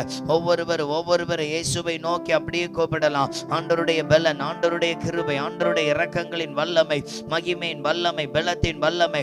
எல்லா பிள்ளைகளும் ஸ்தோத்திரம் பண்ணுங்க, எல்லா பிள்ளைகளும் ஸ்தோத்திரம் பண்ணுங்க. ஆண்டவருடைய கரங்கள், ஆண்டவருடைய கிருபையின் கரங்கள், இரக்கத்தின் கரங்கள் எங்களை பலப்படுத்தட்டும், வல்லமை பலப்படுத்தட்டும். ஒவ்வொருவரும் அப்படியே ஸ்தோத்திரம் பண்ணும்படியாக, ஸ்தோத்திரம் பண்ணும்படியாக இந்த இடத்துல இயேசு இன்னைக்கு கிருபையை வெளிப்படுத்த போகிறார். இயேசு உங்களுக்கு மகிமையை வெளிப்படுத்த போகிறார். இந்த இடத்துல மீண்டும் ஒரு 6 தூதர்கள் வந்திருக்கிற ஒரு காட்சியை பார்க்கிறேன். ஆண்டவர் சொல்கிறார், நான் இன்றைக்கு உன்னை அனல் மூட்டும்படியாக, என் அபிஷேகத்தின் வல்லமையினால் நிரப்பும்படியாக, ஆலயத்துல தேவ அக்னியின் வல்லமை ஊற்றும்படியாக தேவன் இந்த இடத்துல கடந்து வந்திருக்கிறார். ஒவ்வொருவர் அப்படியே ஸ்தோத்திரம் பண்ணுங்க. முதலாவது ஒப்பு கொடுங்க. ஆண்டவருடைய கரங்கள் என் மேல் இறங்கட்டும், ஆண்டவருடைய கரங்கள் என் மேல் இறங்கட்டும். நான் தேவனுடைய ஆலயம், தேவன் வாசம் செய்கிற ஆலயம். என் மீது உங்க கிருபை, என் மீது உங்க கிருபை இறங்கும்படியாக, இறங்கும்படியாக இரட்சகருடைய பலன் வெளிப்படட்டும், வெளிப்படட்டும். இப்பொழுது ஆவியானவருடைய அக்கினி சிலரை நிரப்ப போகிறது. ஒரு 2 நிமிட வாய்களை திறந்து அப்படியே ஸ்தோத்திரம் பண்ணுங்க, ஸ்தோத்திரம் பண்ணுங்க, ஸ்தோத்திரம் பண்ணுங்க. அப்பாவுடைய கரங்கள், அப்பாவுடைய கிருபைகள், அப்பாவுடைய இரக்கங்களின் வல்லமை, மகிமையின் வல்லமை ஆண்டவரே வெளிப்படட்டும், வெளிப்படட்டும், வெளிப்படட்டும். இயேசுவின் மகிமை, இயேசுவின் கிருபை, இயேசுவின் கிருபை. இப்பொழுது எல்லாரும் ஸ்தோத்திரம் பண்ணுங்க, ஸ்தோத்திரம் பண்ணுங்க. சிலரை குறித்து ஆண்டவர் சொல்லுகிறார், உன் பாரத்தை இன்னைக்கு இயேசுவிடத்துல கொடுக்கும்படியாக, உங்கள் பாரத்தை இயேசுவிடத்துல கொடுக்கும்படியாய் ஜெபம் பண்ணுங்க. கர்த்தர் உங்களை பலப்படுத்தும்படி, கர்த்தர் உங்களை ஸ்திரப்படுத்தும்படி கடந்து வந்திருக்கிறார். லீரா ஷாதா நாகா பௌது டந்தரா பௌ. ஆண்டவருடைய கிருபையின் வல்லமை, ஆண்டவருடைய கிருபையின் வல்லமை, இரக்கங்களின் வல்லமை. ஆண்டவர் சொல்லுகிறார், ஆண்டவர் சொல்லுகிறார், வெறும் கையாய் வந்திருக்கிற உன்னை நான் தகப்பனுடைய கரங்கள் உங்களை ஆசீர்வதிக்க போகிறது. வெறும் கையாய் வந்திருக்கிற உங்களை ஆண்டவருடைய கரம் உங்களை ஆசீர்வதிக்க போகிறது. ஒவ்வொருவரும் இயேசுவை நோக்கி ஆண்டவரே என்னை கூப்பு என்று கூப்பிடுங்க, ஆண்டவரே என்று கூப்பிடுங்க. ஒவ்வொருவரும் இயேசுவின் அன்பு, இயேசுவின் அன்பு, இயேசுவின் அன்பு என் மீது வெளிப்படட்டும், வெளிப்படட்டும், வெளிப்படட்டும். ஆண்டவரே உங்க அற்புதத்தின் வல்லமை, அற்புதத்தின் வல்லமை, அற்புதத்தின் வல்லமை. அப்படியே துதிங்க, அப்படியே துதிங்க, அப்படியே துதிங்க.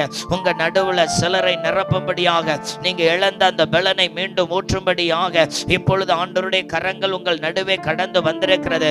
ஆண்டவர் சொல்லுகிற வார்த்தை, நான் உன்னை புது பலத்தினால் நிரப்புவேன், புதிய வல்லமையினால், புதிய மகிமையினால் உங்களை நிரப்புவேன். ஒவ்வொருவரும் ஸ்தோத்திரம் பண்ணி, ஸ்தோத்திரம் பண்ணி, ஆண்டவரே என்னை பலப்படுத்தும், ஆண்டவரே என்னை ஸ்திரப்படுத்தும், ஆண்டவரே என்னை உருவாக்கும் என்று சொல்லுங்க. ஆண்டவர் சொல்லி இருக்கிற ஒரு வார்த்தை அதுதான். ஆண்டவருடைய ஆலயமாய் இருக்கிற நீங்கள் வேத வசனத்தினாலும் தேவ பலத்தின் வல்லமையினால் நீங்கள் நிரப்பப்பட வேண்டும். இந்த ஆலயத்தை தேவன் கைவிடுறதில்லை. இந்த ஆலயத்துல தேவன் வசனத்தை எதிர்பார்க்கிறார். இந்த ஆலயம் தேவனுக்கு கீழ்ப்படுகிறதா இருக்க வேண்டுமே. ஒவ்வொருவரும் அப்படியே ஒப்பு கொடுங்க பார்க்கலாம். சிலரோடு பேசாத அனுபவம் இருக்கும்ல, அவங்க உங்க இருதயத்துல கரங்களை வைத்து, என் இருதயத்தை சுத்திகரிங்க ஏசப்பா, எல்லாரிடத்திலையும் ஐக்கியத்தை கட்டளையிடுங்க, எல்லாரிடத்திலையும் ஐக்கியத்தை கட்டளையிடுங்க. யாரிடத்திலையும் நான் கசப்பு கொள்ளக்கூடாது.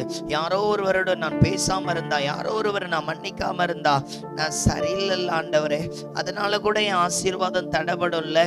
சிலர் நெருக்கங்கள் மாறணும்னு எதிர்பார்க்கிறீங்களா? உங்க வாழ்க்கை இயேசுவின் வசனத்துக்கு நேராய் கடந்து போகட்டும். இந்த இடத்துல ஒரு தூதன் வந்து உங்களுக்கு முன்பாக நிற்கிறத பார்க்கிறேன். ஆண்டவர் சொல்லுகிறார், இவர்கள் ஏறெடுக்கிற விண்ணப்பங்களுக்கு நான் பதில் கொடுக்கிறேன். இந்த இடம் முழுவதும் ஒரு அளவில்லாத மகிமையின் வெளிச்சம் நிரப்பப்படுகிறத பார்க்கிறேன். ஆண்டவர் சொல்லுகிறார், இன்றைக்கு நீ ஒப்பு கொடுக்கிறது ஒரு பெரிய சந்தோஷத்தை, மகிழ்ச்சி உங்களுக்கு கொடுக்கும். ஆண்டவர் சொல்லுகிறார், சில வேளைகள்ல நீங்க உங்க கோபத்தினாலேயே அந்த தேவ கிருபையை இழந்திருக்கிறீங்க. சில வேளைகள்ல தோணுது, நான் மாறணும்னு நினைக்கிறேன், ஆனாலும் என்னால முடியல, ஆனாலும் இந்த இடத்துல எனக்கு ஒரு மாற்றம் கிடைக்கல. ஆண்டவர் சொல்கிறார், நான் கிருபை தருகிற தேவன்.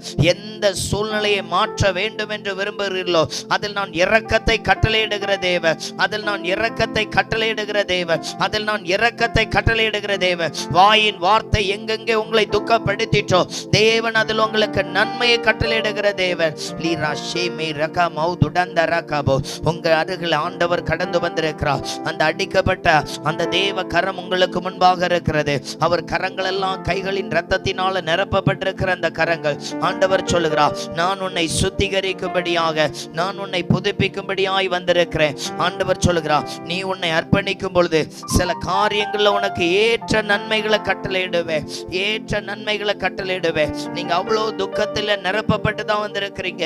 இந்த காரியத்திற்காக நான் ஜெபிக்க போறேன், இந்த காரியத்துல எனக்கு நன்மை உண்டாகணும்னு. ஆண்டவரே, எனக்கு கிருபை செய்யுங்க. நான் கடந்து வந்த பாதை உங்க கிருபைன்னு தெரியும் ஏசப்பா. நான் வந்த பாதை உங்க கிருபைன்னு தெரியும்.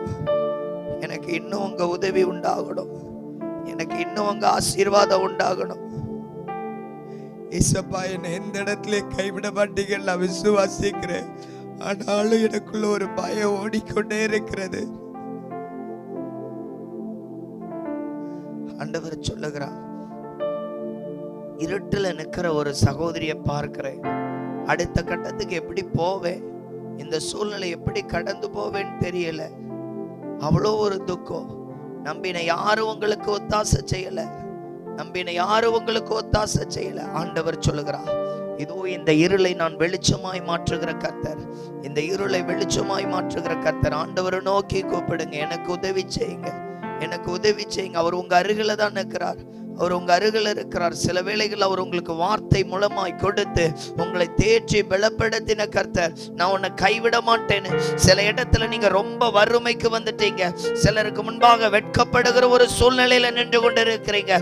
ஆண்டவர் சொல்லுகிறார், என் கிருபை இந்த சூழ்நிலையிலிருந்தும் மீண்டும் நிலைநிறுத்தும் என்று. ஆண்டவரே, எனக்கு கிருபையை கட்டளையிடுங்க, ஆண்டவரே எனக்கு கிருபையை கட்டளையிடுங்க. ஒருவரை குறித்து பார்க்கிறேன், அவருடைய பாத்திரத்தில் ஒரு தண்ணீர் நிரப்பப்படுகிறது. அந்த பாத்திரம் வெடித்திருக்கிற நிலையினால அதுல தண்ணீர் நிற்கவே இல்லை. இதை குறித்து சொல்லுகிறார், வெளித்தோற்றத்துல தெரியல, நீங்க சமாதான குறைவோடு இருக்கிறீங்க. ஆண்டவர் நோக்கி கூப்பிடுங்க, எனக்கு ஒத்தாசை அனுப்புங்க ஏசப்பா, எனக்கு ஒத்தாசை அனுப்புங்க ஏசப்பா. உங்க கிருபை இல்லை சமாதானத்துல நிரப்பட்டும். அப்பாவுடைய கரம், அப்பாவுடைய கரம் என்னை தாங்கட்டு சொல்லுங்க. ஒருவருடைய பாதரட்சை அப்படியே ரெண்டா கிழிந்திருக்கிறத பார்க்கிறேன். அதை குறித்து ஆண்டவர் சொல்லுகிறார், நடக்க முடியாத சூழ்நிலைக்குள்ள வந்திருக்கிறீங்க. உங்களுக்கு இருக்கிற சூழ்நிலை அவ்வளோ நெருக்கத்தை காணப்படுகிறத பார்க்கிறேன். ஆண்டவரை நோக்கி கூப்பிடுங்க, எனக்கு கிருபை பாராட்டுங்க. இங்க ஒருவரை சொல்றேன், நீ எதையும் சாதிக்க முடியாது. ஆண்டவர் சொல்கிறார், நான் உன்னோடு இருந்து உனக்கு சகாயம் பண்ணுவேன். யார் கைவிட்டாலும் அந்த இடத்துல என் கரத்தின் கிரியைகளை நெகிழ விடாதிருப்பேன்.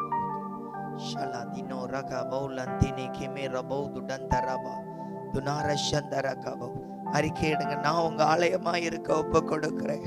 அந்த ஆலயத்துல நல்ல ஜெபம் இருக்குங்க, அந்த ஆலயத்துல நிறைய பேர் நேசிக்கிற இருதயம் இருக்கும், அந்த ஆலயம் வேதத்திற்கு பக்கத்துல இருக்கும், அந்த ஆலய தேவனை மகிமைப்படுத்துகிறதா இருக்கும்.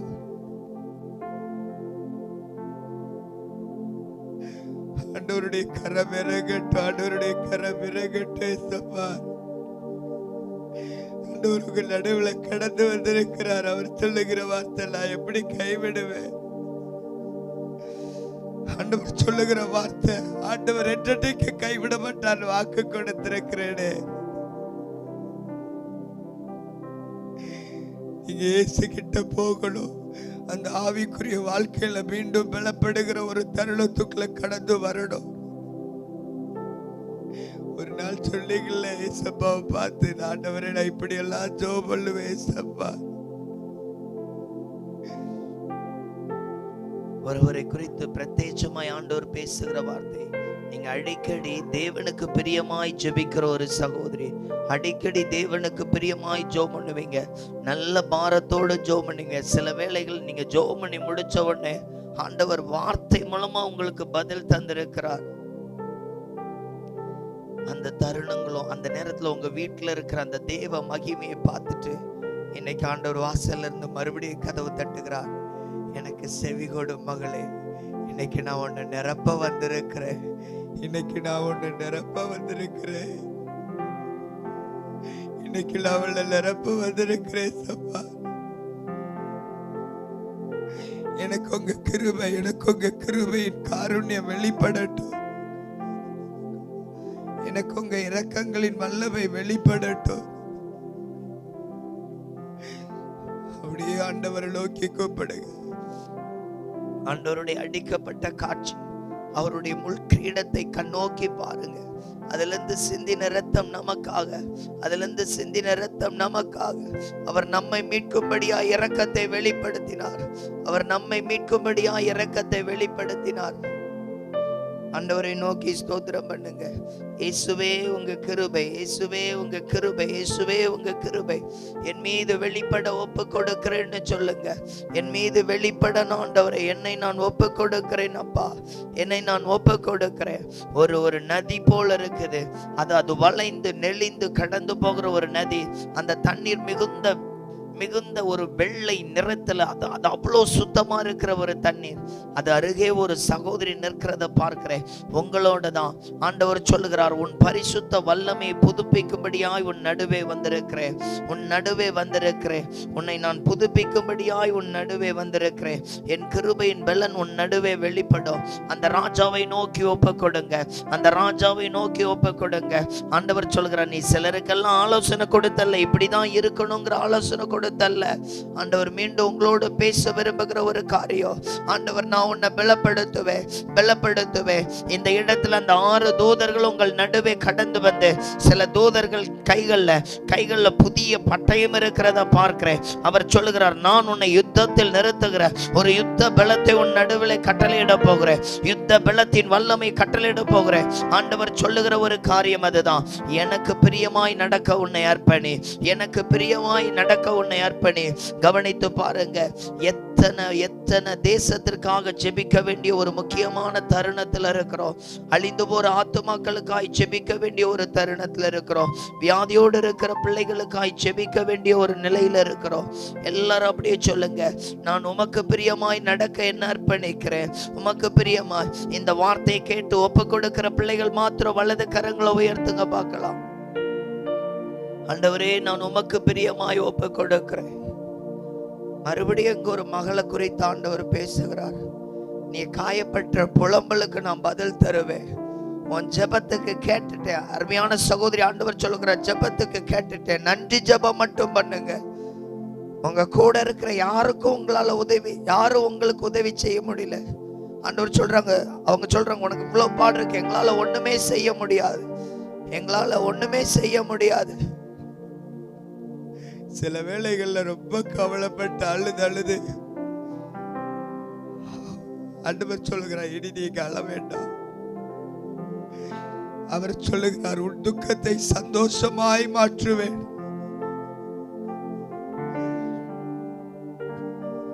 அவர் உங்கள் துக்கத்தை சந்தோஷமாய் மாற்றுவேன். இப்பொழுது ஒரு 5 நிமிடம் ஜெபிக்க போகிறோம். உங்க ஜெப வல்லமை என் மேல் ஊற்றுங்க ஆண்டவரே, உங்க ஜெப ஆவியை என் மேல் ஊற்றுங்க. எல்லாரும் அப்படியே ஜெபம் பண்ண போறீங்க, எல்லாரும் அப்படியே ஜெபம் பண்ண போறீங்க. சிலருக்குள் ஆத்தும பாரத்தை இந்த வேளையில ஊற்ற போகிறார், ஆத்தும பாரத்தை இந்த வேளையில ஊற்ற போகிறார். நான் பார்க்கிற ஒரு காட்சி, ஒரு பிள்ளை நீண்ட தூரம் நடந்து போகிற ஒரு பிரயாணத்தை பார்க்கிறேன். கூட இன்னொரு சின்ன பிள்ளையும் இருக்குது. அவங்க கொஞ்சம் தூரம் போன உடனே அந்த சின்ன பிள்ளைக்கு நடக்கவே முடியல, பசி. ஆண்டவர் சொல்லுகிறார், பசியோடு இருக்கிற ஆத்துமாவுக்கு உன் பங்கு என்ன? ஒருவேளை சாப்பாடு கூட இல்லைன்னு அழுது கொண்டிருக்கிற பிள்ளைகளுக்கு உன்னுடைய பங்கு என்ன? அடுத்தது அந்த பிள்ளையை தேடி ஒரு தாயார் வர்றதை பார்க்கிறேன். ஆண்டவர் அந்த தாயாருடைய சத்தத்தை கேட்க வைக்கிறார். அப்போ அந்த ஆண்டவர் அதை குறித்து சொல்லும்போது சொல்றார், இந்த பிள்ளைகளுக்கு அப்பா கிடையாது, வியாதிப்பட்டு இறந்தார், இந்த குடும்பம் மிகுந்த வறுமையில் இருக்குது, இன்னைக்கு சாப்பாடே இல்லை, ஒரு சொந்தக்கார வீட்டுக்கு போறாங்க, ஏதாவது உதவி கிடைக்குமா? ஆண்டவர் சொல்லுகிறார், எத்தனையோ பிள்ளைகள் பசியோடு இருக்கிறவர்களுக்கு உன்னுடைய பங்கு என்ன? உன் ஜெபத்தில் அப்படிப்பட்ட பிள்ளைகளை நினைவு கூறுவாயா? உங்க ஜெபத்தில் அப்படிப்பட்ட பிள்ளைகளை நினைவு கூறுவாயா? ஒரு 2 நிமிடம் ஜெபம் பண்ண போறீங்க. என் ஜெப வாழ்க்கை மற்றவர்களுக்காக இருக்கட்டும், விழுந்து போன பிள்ளைகளுக்காக இருக்கட்டும், பசியோடு இருக்கிற ஆத்துமாக்களுக்காக இருக்கட்டும். என்னில் உங்க ஆத்தும பாரத்தை தாங்க எடுக்கலுங்க.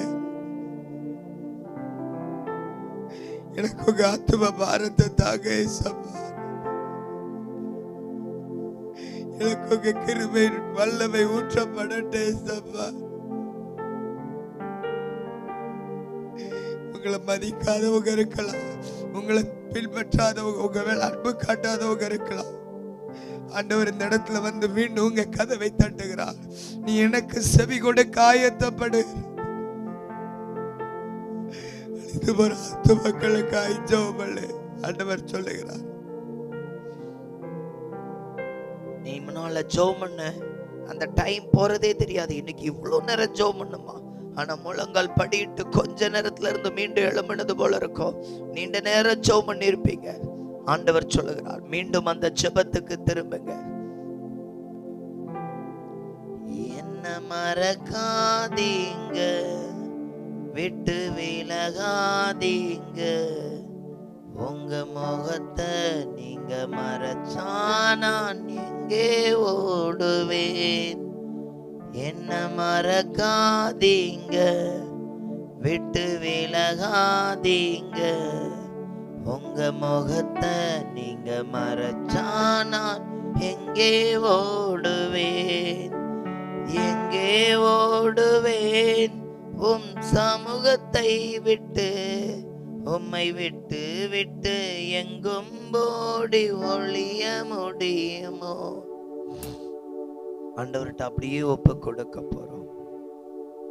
ஆண்டவரிடத்துல அப்படியே ஒப்பு கொடுக்க போறோம். இந்த இடத்துல ஒரு தூதர் தைல குப்பியோடு வந்திருக்கிறார். அவர் மீண்டும் அபிஷேகத்தில் நிரப்ப போகிறார். எல்லாரும் அப்படியே ஸ்தோத்திரம் பண்ணி சோமனுங்க. ஒரு 2 நிமிடம் ஆண்டவருடைய பலன் உங்கள் நடுவே கடந்து வர போகிறது. ஒவ்வொருவரும் அப்படியே ஸ்தோத்திரம் பண்ணுங்க. ஏற்கனவே நீங்க அபிஷேகம் பெற்றவங்க மீண்டும் உங்களை அனல் மூட்டி எழுப்ப போகிறார். ஆண்டவருடைய ஆவியின் வல்லமை உங்களை நிரப்ப போகிறது. ஆண்டவருடைய பலத்தின் வல்லமை உங்களை நிரப்ப போகிறது. ஆண்டவரிடத்துல சிலர் ஜெபம் பண்ண போறீங்க. எனக்கு ஜெப பலனை கட்டளையிடணும், ஜெப பலனை கட்டளையிடணும். ரீகா பா திலந்த ரோஷடா தனகா பா தடந்த ரகா. ஒவ்வொருவரும் அப்படியே துதிங்க, ஒவ்வொருவரும் அப்படியே துதிங்க. ஆண்டவருடைய கிருபையின் பலன், ஆண்டவருடைய கிருபையின் பலன். இந்த 2 நிமிடத்தோடு நாங்கள் உங்களுக்கு ஜெபத்தை நிறைவு செய்ய போகிறோம். இயேசுவின் கரங்கள் என்னை நிரப்பணும். சில பிள்ளைகள் இதில் ஆசீர்வாதத்திற்காக உங்க குடும்பத்திற்காக ஜெபம் பண்ணுங்க. சிலர் அந்த தெய்வ பலத்தில் நிரப்பப்பட ஜெபம் பண்ணுங்க. ஆண்டவர் சொல்கிறார், உனக்கு விரோதமா எழும்பும் ஆயுதங்கள் வாய்க்காதே போகும். மீண்டும் அந்த தேவ ஜெப பலனை நான் உனக்கு கட்டளையிடுகிறேன். ஆண்டவருடைய கரங்கள் உங்கள் நடுவே வருகிறது. ஆவியானவர் ஒரு வசனத்தை வாக்களிக்கிறார். நான் உன்னை விட்டு விலகுவதும் இல்லை, உன்னை கைவிடுவதும் இல்லை. லீரா ஷந்த லாதி டக மௌதுலா திடே மே துடந்த ரபோ நீரா ஷந்த லாதி டே ரகமௌ துடந்த லாதி நே கே ரபோ துடந்த ரபோ. ஆண்டவருடைய மகிமையின் அக்கினி ஒரு சைடுல இருந்து அது பற்றி எரிகிறத பார்க்கிறேன். எலியாவின் நாட்கள்ல இறங்கின அக்கினி ரதத்தை போல் வருகிறது. அது ஒரு பெரிய பலத்த அக்கினியின் மதிலை போல வருகிறது. ஆண்டவரை நோக்கி துதிங்க, ஆண்டவரை நோக்கி துதிங்க. ஒருவருடைய இருதயத்தில் இருக்கிற காயம் கட்டப்படுகிறத பார்க்கிறேன். ஆண்டவர் சொல்கிறார், நான் உன் துக்கத்தை சந்தோஷமாய் மாற்றுகிறேன். லஷி மிரா திடா லந்தனா திலேகமே ரபோ துடந்த ரபோ. இயேசுவின் இரத்தத்தின் வல்லமை, இயேசுவின் இரத்தத்தின் வல்லமை. ஆண்டவர் உங்கள் இருதயத்தை புதிதாக்குகிறார். ஆண்டவர் உங்களுடைய மேல், உங்க மேல் அவருடைய மகிமை, அவருடைய மகிமையின் கரங்கள் இறங்குகிறது. இயேசுவின் இரத்தத்தின் வல்லமை. கரங்களை தட்டி அப்படியே நன்றி செலுத்துங்க. ஆண்டவரே, இந்த நாள்ல பேசின வார்த்தைகளுக்காக, என்னை பலப்படுத்துகிற அந்த வல்லமைக்காக, லீரா ஷே ரகபௌ துடந்த ரகபௌ துலந்த ரபௌ.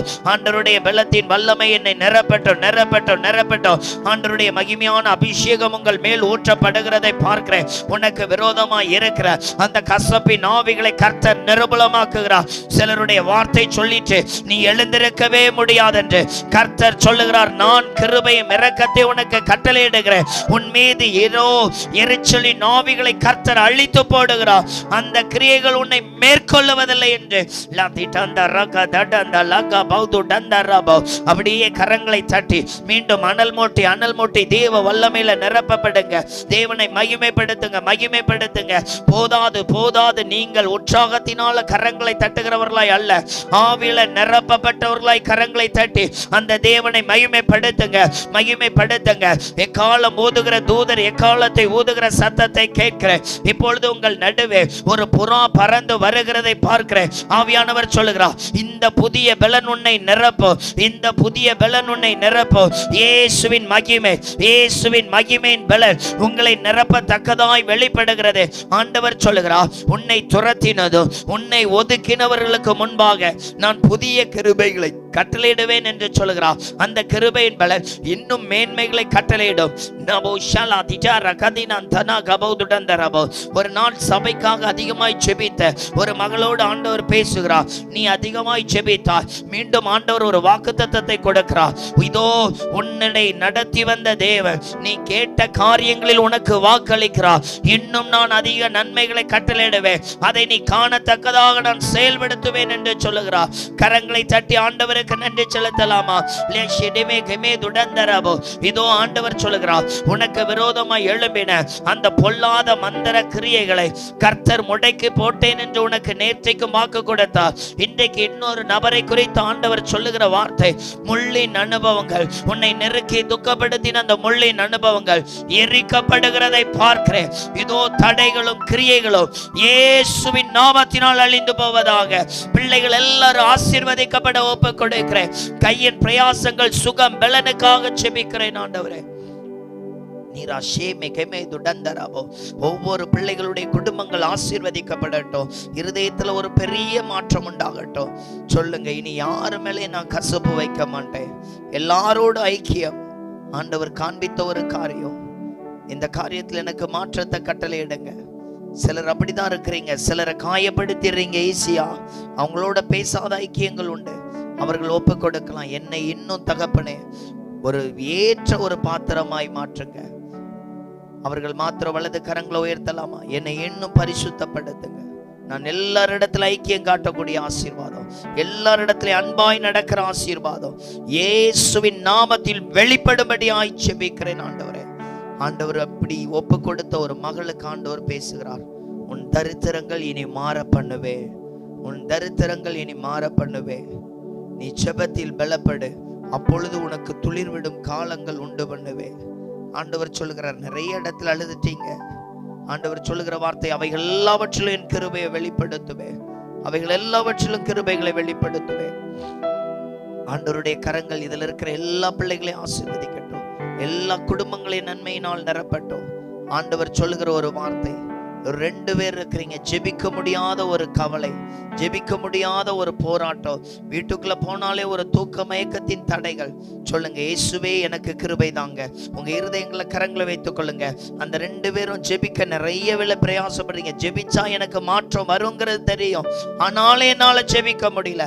இயேசுவின் நாமத்தினால் அந்த தடைகளை அழிக்கிறேன். ஆண்டவர், ஜெப தடைகள் மாறுபடியாய் ஜெபிக்கிறோம். ஆண்டவர் சொல்லுகிறார், உன் பாதத்தை பலப்படுத்துவேன், நீ போகிற இடங்கள்ல கர்த்தருடைய மகிமையின் வெளிச்சம் இருக்கும். ஆண்டவரே, நீர் கிருபையும் இரக்கங்களையும் இதில் இருக்கிற எல்லா பிள்ளைகளையும் வழி நடத்துங்க. இனி தனி ஜெபங்களையும் பிள்ளைகளை ஆசீர்வதிங்க. எல்லா துதியும் கனமும் மகிமையும் உமக்கே செலுத்துகிறோம் இயேசுவின் நாமத்தில் பிதாவே, ஆமென். உட்காருவோம். கர்த்தருடைய நாமம் மகிமைப்படுவதாக. அவருடைய பிரதான கிருபையினாலே நேற்றைய தினத்திலே